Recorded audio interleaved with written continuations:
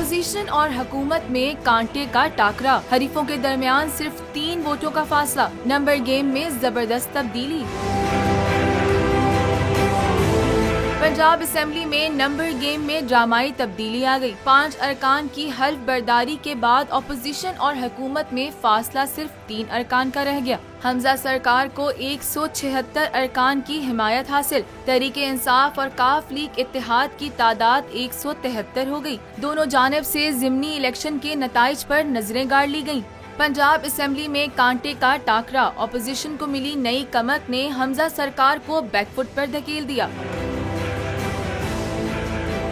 सूबाई असेंबली में नून लीग 164 सीटों पर बराजमान, पीपल्स पार्टी 7, राहे हक पार्टी की 1 सीट। 4 आजाद अरकान की हिमायत का वजन भी हमजा के पलरे में है। तमाम अरकान मिलाकर मजमूई तादाद को 176 पर ब्रेक लग जाता है।